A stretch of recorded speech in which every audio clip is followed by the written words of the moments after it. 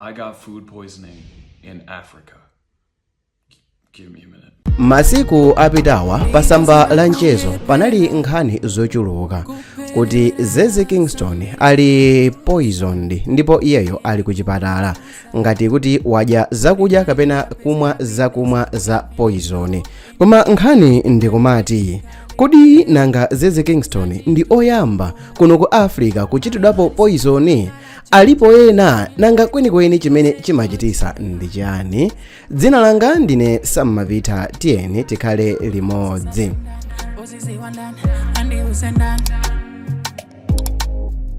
Musiku la lero tikhala tikuona nkhani zochitisa mantha, tikhala tikukambirana nkhani zotentha, zochitisa thupi lanu kugwidwa tsemwe. Chidwi chonse muike pa video iyi chifukwa chokuti zimene zichitike msiku la lero zikhala zokufunsani mafunso kuti kodi anthu umoyo wa munthu amauwerenga motani. Lero tili ndi nkhani yodabwisa komanso yopsa pang'ono imene ikukhuza oyimba otchuka ku Africa amene ena mwa iwo anakumanapo ndi zakudya kapena zakumwa za poison. Ena anapulumuka pamene ena anavutika kwambiri mpakana kufika pakati pa moyo ndi imfa. Funso mwina ndikumati kodi zimenezi zimachitika motani? Ndi ndani amene angachite zimenezi? Kodi ndizoona kapena mphekesera zokha? Lero tikufuna kulowa mozama kwambiri mu nkhaniyi kuti timvetsetse bwinobwino nkhani zimene zinachitika m'mbuyo moyo mwa akaswiri a nyimbo kuno ku Africa. Chonde musayiwale kupanga subscribe komanso kupanga like ndi kugawira anthu ena kuti iwonso asazanamizidwe. Nkhani yoyamba tiyeni tione nkhani ya Lithabire Khumalo. Nkhani ya Lithabire Khumalo idachitika mu chaka cha 2024.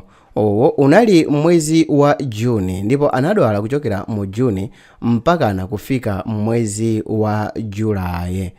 Oyimba uyu anapezeka kuti mthupi mwake muli poison ndipo zinthu zinayamba kuyipirayipira kwambiri. Omwe munali mwezi wa Juni mchaka cha 2024. Malingana ndi malipoti, iyeyo anapasidwa poison ndi munthu amene amamukhulupirira kwambiri, zimene zinapangisa kuti thupi lake liyambe kulephera kugwira ntchito bwino ndipo anafunika kupita kuchipatala mwa msangamsanga. Kupasidwa poison kuto ndikutanthauza kuti anapasidwa zakudya zimene zinali ndi poison. Zinthu zinakhala zovuta kwambiri mpakana zinafika pokuti madokotala ankayesa njira zonse kuti apulumutse moyo wake. Anachitidwa maoperation angapo ndipo nthawi zambiri banja lake komanso anthu omusatira anali ndi mantha kuti mwina mwake iyeyo akhonza kuvaya, kumwalira. Koma mwamwayi iyeyo anapulumuka. Komabe zimenezi zinasiya funso lalikulu.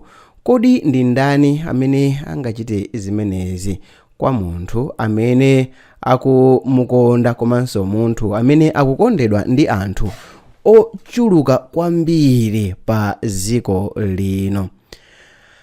Nkhani yachiwiri imene tione ndi ya V Mampedze. Uyu ndi kaswiri oyimba uja wa ku Botswana. Ku Botswana nakonso sikunali bwino pamene oyimba wotchuka anadwala chifukwa cha zakudya za poison.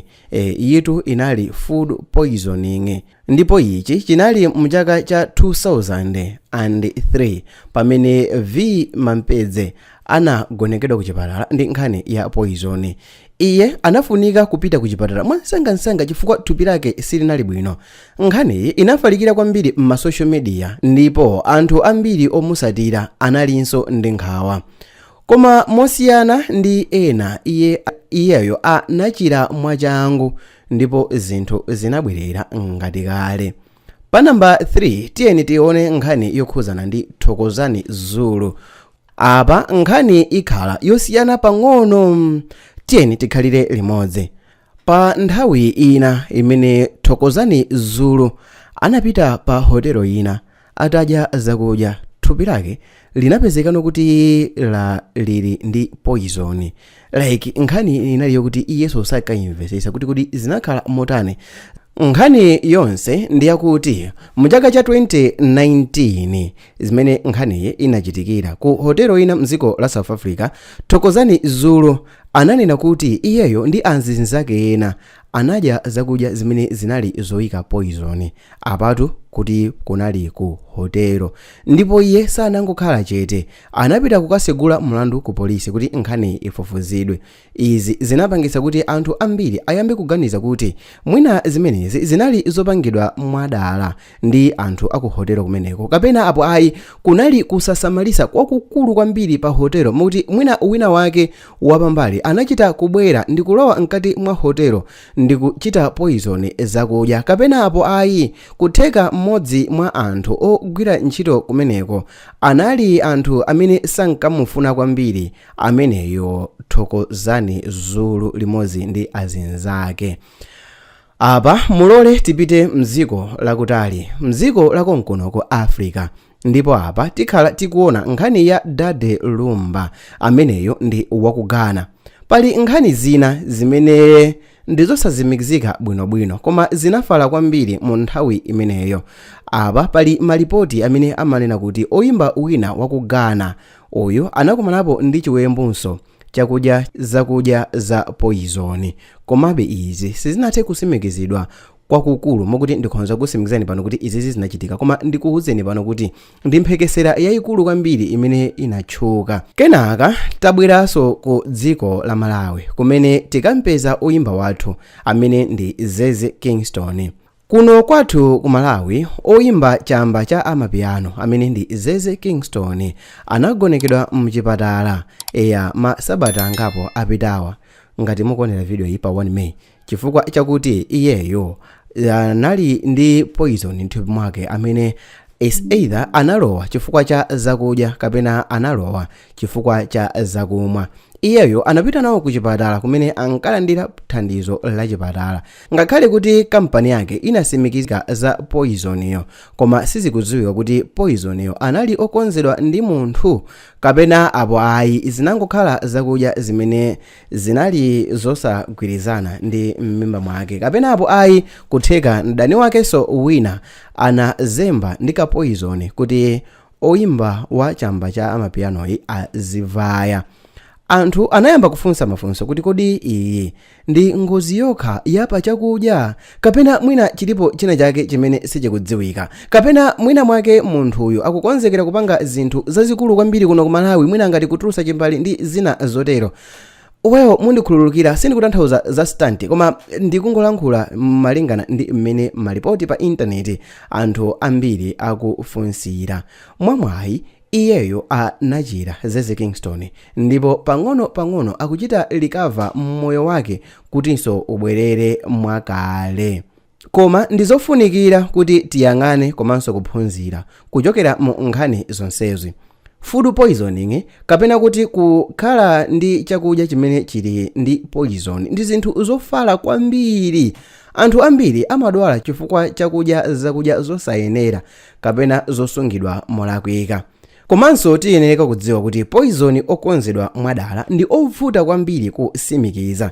Zimafunikira umboni wamphamvu kuti zisimikizidwe kuti uyo anandithirira poison, chifukwa iye si nkhani yakuti ungangomupaka munthu kuti uyo anandithirira poison pamene zinali zaboza. Moyo wa oyimba nthawi zambiri umakhala pa chiopsezo chifukwa chakutchuka kaduka nthawi zinanso m'mikangano ya anthu. Is either mphamvu kapena ndalama olo else fame. Chinthu cha nambala 4 chimene tikuyeneka kuziona ndi zakuti social media imakulisa mphekesera.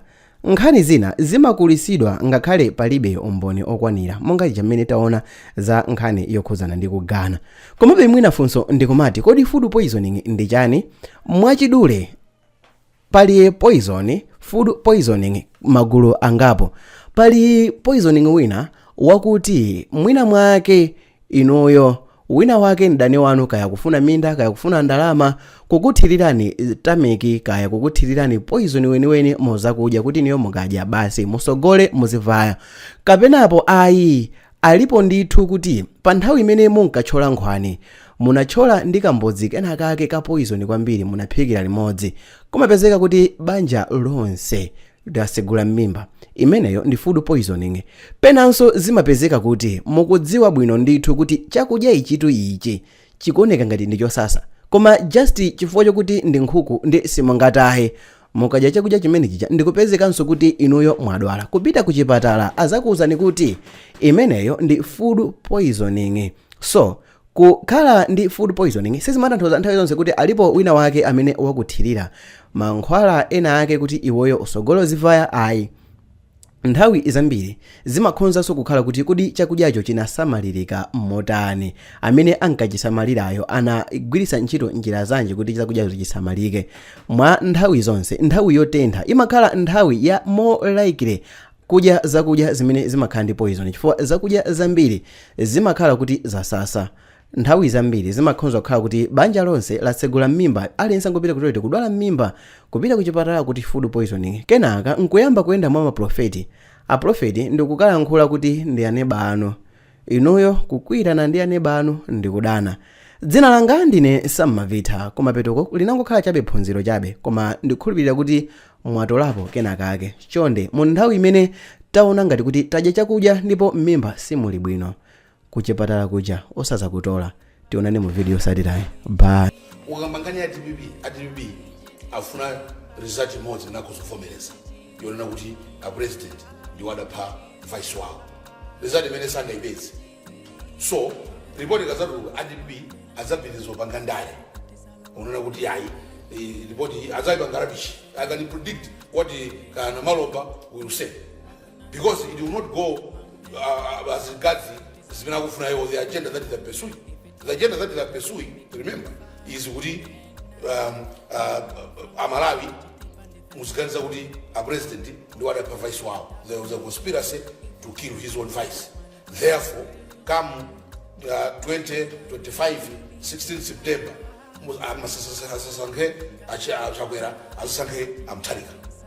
that's the agenda of DBB, and even opposition, that's the agenda.